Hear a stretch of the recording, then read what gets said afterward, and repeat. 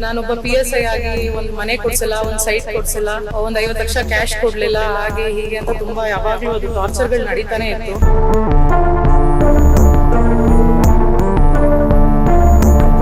ರಕ್ಷಣೆ ನೀಡಬೇಕಾದ ಕಾನೂನು ಪಾಲಕನೇ ಆರೋಪಿಯ ಸ್ಥಾನದಲ್ಲಿ ನಿಲ್ಲುವಂತಾದರೆ ಹೇಗೆ? ಇಂತಹದೊಂದು ಗಂಭೀರ ಆರೋಪ ಇದೀಗ ರಾಜಧಾನಿ ಬೆಂಗಳೂರಿನಲ್ಲಿ ಕೇಳಿಬಂದಿದೆ. ಪೊಲೀಸ್ ಸಬ್ ಇನ್ಸ್ಪೆಕ್ಟರ್ ಭೈರಪ್ಪ ವಿರುದ್ಧ ಅವರ ಪತ್ನಿಯೇ ಸ್ಫೋಟಕ ಆರೋಪ ಮಾಡಿದ್ದಾರೆ. ಪತ್ನಿ ಮತ್ತು ಮಾವನ ಮೇಲೆ ಮಚ್ಚಿನಿಂದ ಹಲ್ಲೆಗೆ ಮುಂದಾದ್ರು, ವರದಕ್ಷಿಣೆಗಾಗಿ ಕಿರುಕುಳ ನೀಡಿದ್ರು, ಇನ್ಸ್ಟಾಗ್ರಾಂ ಮೂಲಕ ಯುವತಿಯರಿಗೆ ಮೆಸೇಜ್ ಮಾಡುತ್ತಿದ್ದರು ಎಂದು ಆರೋಪಿಸಿದ್ದಾರೆ. ಈ ಸಂಬಂಧ ಪೊಲೀಸ್ ಆಯುಕ್ತರ ಮೊರೆ ಹೋಗಲು ಪತ್ನಿ ಮುಂದಾಗಿದ್ದಾರೆ. ಅವರು ಸಸ್ಪೆಂಡ್ ಆದಾಗ ಅವರು ತುಂಬಾ ಹಿಂಸೆ ಮಾಡಿದ್ರು ಸರ್. ನಿಮ್ಮ ತಂದೆಯವರ ಹತ್ರ ನಿಮ್ ತಂದೆಯವ್ರ ಹತ್ರ ಆಸ್ತಿ ಬರ್ಸ್ಕೊಂಡ್ ಬಾ, ಜಮೀನ್ ಬರ್ಸ್ಕೊಂಡ್ ಬಾ, ಹಾಗಾಗಿ ಅದೆಲ್ಲ ಟ್ರೈ ಮಾಡಿ ತುಂಬಾ ಇದ್ ಮಾಡಿದ್ರು ಸರ್. ಹರಾಸ್ ಮಾಡಿ ಎಲ್ಲಾ ತರಾನು ತೊಂದರೆ ಮಾಡಿದ್ರು.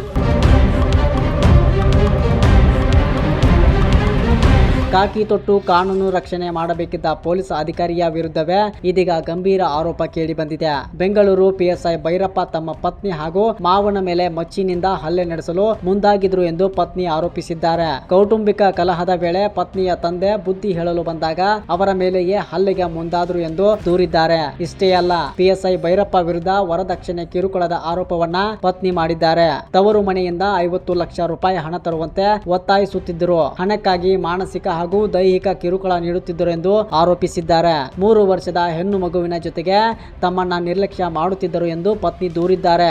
ಒಬ್ಬ ಗಂಚಿಗೆ 5 ಜನ ಹೆಣ್ಮಕ್ಳು ನಿಂತ್ಕೊಂಡ್ರು ಸರಿ ಸಾಟಿ ಅಲ್ಲ, ನೀನ್ ಅಷ್ಟು ನನಗೆ ಹೊಡೆದಿರ ಅಲ್ಲಿ ನಿಲ್ಸಿದ್ಮೇಲೆ ನಮ್ ತಂದೆಗ ವಯಸ್ಸಾದವ್ರಿಗೂ ನೀನ್ ಮಚ್ಚೆತ್ಕೊಂಡೆಲ್ಲ ನಿಂತ್ಕೊಳ್ಳೋ ಇದು ಅಧಿಕಾರ ದುರುಪಯೋಗ ಸಿಕ್ಕಾಬಿಟ್ಟೆ. ಏನು ಮಾಡ್ಕೊಳಕ್ಕಾಗಲ್ಲ, ಏನ್ ಮಾಡ್ಕೊಂತೀರಾ, ನಾನು ಪೋಸ್ಟ್ ಅಲ್ಲಿ ಇದೀನಿ.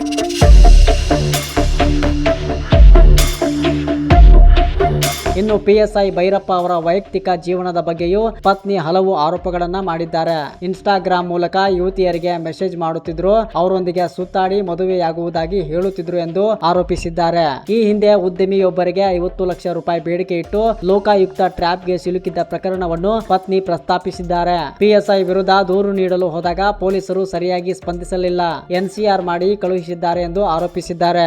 ಸದ್ಯ PSI ಭೈರಪ್ಪ ವಿರುದ್ಧ ಮಾಡಿರುವ ಆರೋಪಗಳಿಗೆ ಸಂಬಂಧಿಸಿದ ದಾಖಲೆಗಳನ್ನು ಪತ್ನಿ ಸಂಗ್ರಹಿಸಿದ್ದಾರೆ. ಇನ್ಫ್ಯಾಂಟ್ರಿ ರಸ್ತೆಯಲ್ಲಿರುವ ಪೊಲೀಸ್ ಆಯುಕ್ತರ ಕಚೇರಿಯಲ್ಲಿ ಕರ್ತವ್ಯ ನಿರ್ವಹಿಸುತ್ತಿರುವ ಭೈರಪ್ಪ ವಿರುದ್ಧ ಕ್ರಮಕ್ಕೆ ಆಗ್ರಹಿಸಿದ್ದಾರೆ. ಪೊಲೀಸ್ ಇಲಾಖೆಯ ಅಧಿಕಾರಿಯ ವಿರುದ್ಧವೇ ಕೇಳಿ ಬಂದಿರುವ ಈ ಆರೋಪಗಳು ಇದೀಗ ಚರ್ಚೆಗೆ ಕಾರಣವಾಗಿವೆ. ಆದರೆ PSI ಭೈರಪ್ಪ ಅವರ ವಿರುದ್ಧ ಮಾಡಿರುವ ಆರೋಪಗಳ ಬಗ್ಗೆ ಅವರ ಪ್ರತಿಕ್ರಿಯೆ ಇನ್ನಷ್ಟೇ ತಿಳಿದು ಬರಬೇಕಿದೆ. ಆರೋಪಗಳ ಸತ್ಯಾಸತ್ಯತೆ ತನಿಖೆಯಿಂದಲೇ ಹೊರಬರಬೇಕಿದೆ. ಹಸ್ಬೆಂಡ್ ಅಂಡ್ ವೈಫ್ ಕ್ಲಾಶಸ್ ಜಾಸ್ತಿ ಆಗ್ತಾ ಇತ್ತು. ಕ್ವೆಶ್ಚನ್ ಮಾಡಿದ್ದಕ್ಕೇನೆ ನಮ್ಮ ತಂದೆ ತಾಯಿ ನಾನು ಭಾಳ ಸಲ ಹಾಗೆ ಹೀಗೆ ನಿಮ್ಮ ಅಪ್ಪನ ಮನೆಗೆ ಹೋಗು ಅಂತ ತುಂಬಾ ಇದಾಗ್ತಾ ಇತ್ತು ಸರ್. ಸೊ ಹಾಗಾಗಿ ಮತ್ತೆ ಮನೆಯವ್ರು ದೊಡ್ಡವರೆಲ್ಲ ಕೂತಿ ಕಾಂಪ್ರಮೈಸ್ ಮಾಡಿ ಮತ್ತೆ ಕಳ್ಸಿದ್ರು. ಅದಾದ್ಮೇಲೆ ಕರ್ಕೊಂಡೋಗಿ ಬಾಳಿಸ್ತೀನಿ ಅಂತ ಅವರೇ ಕರ್ಕೊಂಡು ಹೋದ್ರು. ನೀನ್ ಇರಬಾರ್ದು ಮನೆಯಲ್ಲಿ. ನಾನು ಸುಮ್ಮನೆ ಕರ್ಕೊಂಡು ಬಂದೆ, ಯಾಕಂದ್ರೆ ಕೋರ್ಟಲ್ಲಿ ತಪ್ಪಾಗಬಾರ್ದು ನನ್ನ ಮೇಲೆ ಅಂತ ನಾನು ಕರ್ಕೊಂಡು ಬಂದೆ. ಸೊ ಹಾಗಾಗಿ ನಾನು ನೀನೇ ಮ್ಯೂಚುವಲ್ ಆಗಿ ನನಗೆ ಡಿವೋರ್ಸ್ ಕೊಟ್ಬಿಡು, ಇಲ್ಲ ನೀನು ಹೊರಟು ಹೋಗು, ಅಥವಾ ನಿಮ್ ತಂದೆ ತಾಯಿ ಹತ್ರ ದುಡ್ಡು ಇಸ್ಕೊಂಡ್ ಬಾ. ಯಾವಾಗ್ಲೂ ಸ್ವಲ್ಪ ವರದಕ್ಷಿಣೆ ಜಾಸ್ತಿ ಕೇಳೋರು ಸರ್.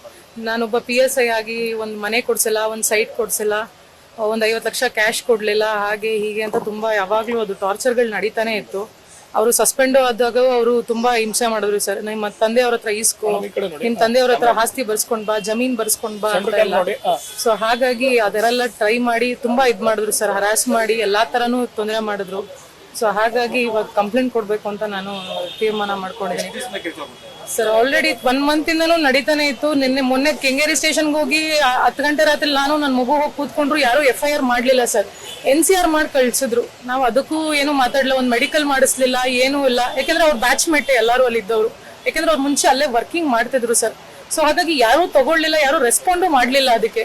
ಸೊ ಹಾಗಾಗಿ ನಾನು ಇವತ್ತು ಕಮಿಷನರ್ ಅವರಿಗೆ ಕೊಡೋಣ ಅಂತಾನೆ ನಾನು ಡಿಸೈಡ್ ಆಗಿ ಇಲ್ಲಿಗೆ ಬಂದಿದ್ದೀನಿ ಸರ್. ಮೇಡಮ್, ನಿಮ್ಗೆ ಭೈರಪ್ಪ ಅವ್ರಿಗೆ ಯಾವಾಗ ಪರಿಚಯ ಆಗಿದ್ದು? Arrange marriage love marriage? Sir ನಮ್ದು ಅರೇಂಜ್ ಮ್ಯಾರೇಜ್ ಸರ್. ಯಾವುದೇ ತರ ಲವ್ ಎಲ್ಲ ಏನೂ ಇಲ್ಲ. So please sir.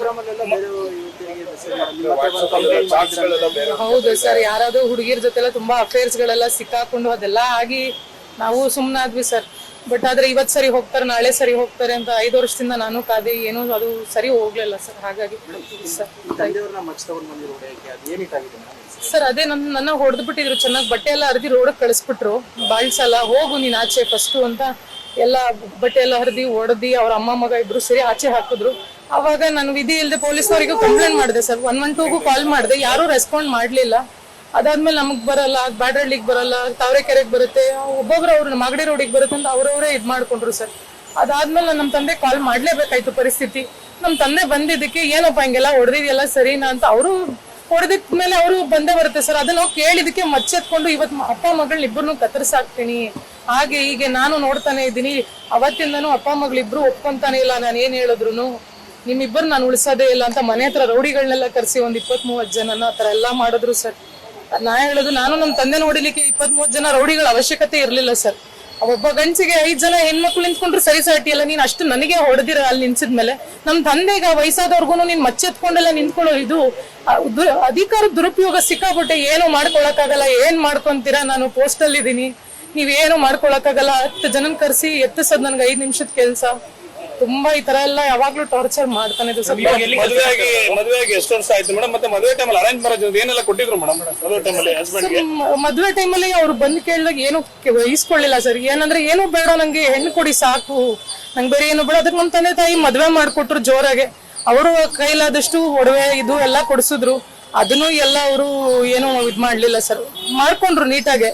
ಮಾಡ್ಕೊಂಡ್ ಆದ್ಮೇಲೆ ಅವ್ರ ತಾಯಿ ಅವರು ಎಲ್ಲ ಸಿಕ್ಕಾಪಟ್ಟೆ ಏನು ತರ್ಲಿಲ್ಲ, ಏನು ಕೊಡ್ಲಿಲ್ಲ. ನಾವು ಕೇಳ್ದೆ ಹೋದ್ರು ನೀವು ಕೊಡ್ಬೇಕಿತ್ತು, ನೀವ್ ಯಾಕೆ ಕೊಡ್ಲಿಲ್ಲ ಅಂತಾನೆ ಕ್ವೆಶ್ಚನ್ ಮಾಡಿ ಅದು ವರದಕ್ಷಿಣೆಗೆ ಸಿಕ್ಕಾಪಟ್ಟೆ ನಡೆದೋಯ್ತು ಸರ್. ಎಷ್ಟು ಕೇಳ್ತೀರಾ ಮೇಡಮ್? 50 ಲಕ್ಷ ದುಡ್ಡು ಸೈಟ್ ಎಲ್ಲ ಕೇಳಿದ್ರು ಅಂತಾರೆ. ಹೌದು ಸರ್, ಅವ್ರದ್ದು ಸಸ್ಪೆನ್ಷನ್ ಆಗೋಗಿತ್ತು ಲಾಸ್ಟ್ ಲೋಕಾಯುಕ್ತದಲ್ಲಿ ರೈಡ್ ಆಗಿ. ಆ ಸಸ್ಪೆನ್ಷನ್ ರಿವೋಕ್ ಮಾಡಿಸ್ಕೊಳಕ್ ನಂಗೆ 50 ಲಕ್ಷ ಬೇಕೇ ಬೇಕು, ಕೊಡ್ತೀಯಾ ಅಂತ ಫುಲ್ ಡಿಮ್ಯಾಂಡ್ ಮಾಡಿ ಅವಾಗ್ಲೂ ಹೊಡೆದಿ ಇದೇ ತರ ಎಲ್ಲಾ ಮಾಡಿದ್ರು ಸರ್. ನಾನು ಏನೋ ಫ್ರಸ್ಟ್ರೇಷನ್ ಅಲ್ಲಿ ಇರ್ತಾರಲ್ಲ, ಈ ತರ ಎಲ್ಲ ಆದಾಗ ಸರಿ ಹೋಗ್ತಾರೆ ಅನ್ಬಿಟ್ಟು ನಾವ್ ಅವಾಗ್ಲೂ ಮುಂದುವರ್ಕೊಂಡು ಸುಮ್ನೆ ಆದ್ವಿ ಸರ್. ಯಾಕಂದ್ರೆ ಒಂದ್ ಮಗು ಇದೆ, ಆ ಮಗು ಜೀವನ ಹಾಳಾಗ್ಬಾರ್ದಲ್ಲ ಅಂತ ನಾನು ತುಂಬಾ ಟ್ರೈ ಮಾಡಿದ್ವಿ ಸರ್. ಮೇಡಮ್ ಮನೇಲಿ ಪತ್ನಿ ಇದ್ರು ಕೂಡ ಬೇರೆ ಬೇರೆ ಸವಾಸ ಯಾಕೆ ಮೇಡಮ್? ಈ ಬಗ್ಗೆ ನೀವು ಪ್ರಶ್ನೆ ಮಾಡ್ಲಿಲ್ವ? ಏನ್ ಹೇಳ್ತಾರೆ? ತುಂಬಾ ಸಲ ಪ್ರಶ್ನೆ ಮಾಡಿದಕ್ಕೆ ನಾನು ಯಾರು ಮಾಡದೇ ಇರೋ ತಪ್ಪೇನ್ ನಾನ್ ಮಾಡ್ತಿಲ್ಲ, ನಾನ್ ಗಂಡ್ಸು, ನಾನ್ ಇರೋದೇ ಹಾಗೆ, ನಿನ್ ಕೈಲಾದ್ರೆ ನೀನ್ ಅಡ್ಜಸ್ಟ್ ಮಾಡ್ಕೋ, ಇಲ್ಲಾದ್ರೆ ಹೋಗು, ಇದೇ ತರ ಕ್ವಶನ್ಗಳೇ ಬಂತು ಸರ್. ಅವ್ರ ತಾಯಿನೂ ಕ್ವಶನ್ ಮಾಡಿದ್ರು, ನಮ್ ತಂದೆ ತಾಯಿ ಹೋಗಿ ಈ ತರ ಎಲ್ಲಾ ಮಾಡ್ತಿದಾರಲ್ಲ ಸರಿನಾ ಹಿಂಗೆಲ್ಲಾ ಮಾಡ್ತಾ ಇರೋದು? ಇದಕ್ಕೆ ನನ್ ಮಗ ಯಾರು ಮಾಡದೇ ಇರೋ ತಪ್ಪೇನ್ ಮಾಡಿಲ್ಲ, ಅವ್ನು ಗಂಡ್ಸು ಮಾಡ್ತಾರೆ, ಇದೇ ಉತ್ತರ ಸರ್ ಅವ್ರ ಹತ್ರನೂ ಸಿಕ್ಕಿದ್ದು. ದೊಡ್ಡವರೆಲ್ಲ ಕುತ್ತಿ ಕೊನೆಗೆ ಅವ್ರ ಅಕ್ಕ ಭಾವನೂ ಕಾಂಪ್ರಮೈಸ್ ಮಾಡಿದ್ರು ಸರ್. ಇದೆಲ್ಲ ಸರಿ ಇಲ್ಲಪ್ಪ ಬಾಳ್ಸು ಅಂತಂದಿದ್ದಕ್ಕೆ ಸಿಕ್ಕಾಪಟ್ಟೆ ಹೊಡೆದು ಗಲಾಟೆ ಮಾಡಿ ಬಟ್ಟೆ ಎಲ್ಲ ಹರಿದಿ ನನಗೆ ಏಟ್ ಮಾಡಿ ಮೆಡಿಕಲ್ಲು ಮಾಡಿಸ್ಲಿಲ್ಲ ಸರ್ ಪೊಲೀಸ್ನವರು.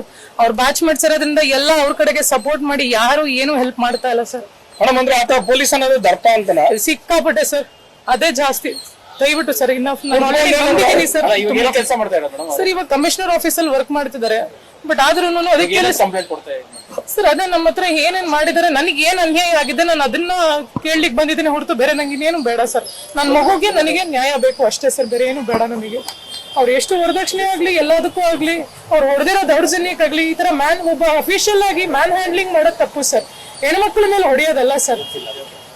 ಅದ್ರಲ್ಲಿ ವಯಸ್ಸಾದವ್ರ ಹತ್ರ ಎಲ್ಲ ಮಚ್ಚು, ಈ ತರ ರೌಡಿಗಳನ್ನ ಕರ್ಸೋದು, ಈ ತರ ಎಲ್ಲ ತಪ್ಪು ಸರ್. ಇದೆಲ್ಲ ಮಾಡಬಾರ್ದು. ನೀವು ತಪ್ಪಾಗಿದ್ರೆ ಕರ್ಸಿ ಕೂರ್ಸಿ ಮಾತಾಡ್ಬೇಕಿತ್ತು. ನೀವ್ ಏನೋ ಇದ್ ಮಾಡ್ದೆ ಏಕಾಏಕಿ ಹೊಡೆಯೋದು, ಹೆಣ್ಮಕ್ಳನ್ನ ಬಟ್ಟೆ ಹರಿದಿ ರೋಡಕ್ ಬಿಡೋದು, ಇದೆಲ್ಲ ಮಾಡ್ಬಿಟ್ರು ಸರ್. ಅದು ತುಂಬಾ ನನಗೆ ನೋವಾಗಿತ್ತು ಮೇಡಮ್. ಆತನ ಮೇಲೆ ಮಾತ್ರ ಅಲ್ಲ ಮೇಡಮ್, ಈ ಕೆಂಗೇರಿ ಪೊಲೀಸ್ ಏನ್ ನೆಗ್ಲಿಜೆನ್ಸ್ ಮಾಡಿದ್ರು ಅವ್ರ ಮೇಲೆ ಕೂಡ ಕ್ರಮ ಬೇಕು. ಹೌದು ಸರ್, 100%. ಯಾಕೆಂದ್ರೆ ಕಾಂಪ್ರಮೈಸ್ ಮಾಡಿ ಎಷ್ಟು ಕಾಂಪ್ರಮೈಸ್ ಮಾಡೋದು ಸರ್? ಕೈ ಮೀರಿ ಹೋಗಿದೆ ಸರ್. ಇದು ಕಾಂಪ್ರಮೈಸ್ ಮಾಡುವಂತ ಅವಶ್ಯಕತೆ ಇಲ್ಲ ಸರ್. ಇನ್ನ ಮೋಹನ್ ಮುರಳಿ ಅಂತ ಸರ್, ಅವರು ನನಗೆ ಗೊತ್ತೇ ಇಲ್ಲ ಅನ್ನೋ ತರನೇ ಮಾತಾಡಿದ್ರು ಸರ್. 1:30 ರಾತ್ರಿ ಆದ್ರೂ ಮಗು ಹಿಡ್ಕೊಂಡು ಅಷ್ಟೊತ್ತರ್ಗು ಕೂತಾ ಇದ್ದೀನಿ ಸರ್. ಮಾಡ್ತೀನಿ ಅಂತ ಅಂದ್ಬಿಟ್ಟು ಕೊನೆಗೆ NCR ಮಾಡೇ ಕಳ್ಸಿಬಿಟ್ರು ಸರ್. ಮೆಡಿಕಲ್ ಮಾಡಿಸಿ ಅಂತ ಕೇಳಿದಕ್ಕೂ ಇಲ್ಲ, ಬೆಳಗ್ಗೆ ಬನ್ನಿ ನೋಡೋಣ ಆಗತ್ತೆ, ಈಗಾಗಲ್ಲ ಅಂತ ಅವ್ರಿಗೆ ಫೋನ್ ಮಾಡಿ ಅವರಿಗೆಲ್ಲ ವಿಚಾರಗಳು ತಲುಪಿಸಿದ್ದಾರೆ. ಆತ ಕೂಡ ಪೊಲೀಸ್ ಅಂದ್ಬಿಟ್ಟು ಅದಕ್ಕೆ ಸಪೋರ್ಟ್ ಆಗಿ ನಿಂತಿದ್ದಾರೆ. ಹೌದು ಸರ್, ಅವರಿಬ್ರು ಒಟ್ಟಿಗೆ ಸಸ್ಪೆಂಡ್ ಆಗಿದ್ದು ಸರ್ ಅವಾಗ ಲೋಕಾಯುಕ್ತ ಕೇಸಲ್ಲಿ. ಸೊ ಅವರಿಬ್ರು ಫ್ರೆಂಡ್ಸ್, ಹಾಗಾಗಿ ಅವರು ಒಬ್ರನ್ನೊಬ್ರು ಬಿಟ್ಕೊಡ್ಲಿಲ್ಲ ಸರ್. ಏನ್ ಹೇಳ್ತೀರಮ್ಮ, ಏನಾಗ್ಬೇಕು ಆಕ್ಷನ್ ಅಂತ? ಸರ್ ನನ್ಗೇನಲ್ಲ, ಏನಿದೆ ಅವ್ರು ಏನೇನ್ ಅನ್ಯಾಯಗಳು ಮಾಡ್ತಿದಾರೆ, ಒಂದಲ್ಲ ಎರಡಲ್ಲ, ಈತ ಮಾಡಿರೋದು ಬಹಳಷ್ಟಿದೆ, ಹೇಳ್ಕೊಳ್ಲಿಕ್ಕೆ ಆಗ್ದಿರೋದು. ಏನೋ 1-2 ತಪ್ಪು ಅಂದ್ರೆ ಸಹಿಸ್ಕೊಳ್ಬಹುದು, ಬಟ್ ಆದ್ರೆ ಇದು ಕೈ ಮೀರಿ ಹೆವಿ ಆಗೋಗಿದೆ ಸರ್. ಅಧಿಕಾರದ ದರ್ಪ ಯಾರಿಗೂ ಬೇಡ ಸರ್. ನೀವು ಅಧಿಕಾರಿ ಆದ್ರೆ ನಮ್ಮ ಸೇವೆ ಮಾಡಕ್ಕಿರೋದು, ಪಬ್ಲಿಕ್ ಸೇವೆ ಮಾಡ್ಲಿಕ್ಕೆ. ಅದು ಬಿಟ್ಬಿಟ್ಟು ಪಬ್ಲಿಕ್ ಮೇಲೆ ದೌರ್ಜನ್ಯ ಮಾಡಿ ಹೊಡೆಯೋದು ಬಡಿಯೋದು, ಸಿಕ್ದ ಮಾತು ಮುಂಚೆ ಮಚ್ಚು ಅದು ಇದು ಎತ್ಕೊಂಡ್ ಬರ್ತಾರೆ ಸರ್. ಯಾವಾಗ ನೋಡಿದ್ರು ಏನ್ ಮಾಡ್ಕೊಂತೀರಾ, ಬರೀ ಅವಶ್ಯ ಇದೇನೋ ಬರೀ ಕೆಟ್ಟ ಶಬ್ದಗಳೆಲ್ಲ ಜಾಸ್ತಿ ಮಾತಾಡೋದಾಗಿ ಸರ್. ಸೊ ದಯವಿಟ್ಟು ನಾನು ತುಂಬಾ ನೊಂದಿದ್ದೀನಿ ಆಲ್ರೆಡಿ. ಇನ್ನೊಂದು ನನ್ಗೇನು ಹೇಳಲಿಕ್ಕೆ ಸಾಧ್ಯ ಇಲ್ಲ. ನನ್ ನ್ಯಾಯ ದೊರಕಿಸ್ಕೊಡಿ ಅಷ್ಟೇ ನಾನು ಹೇಳೋದು.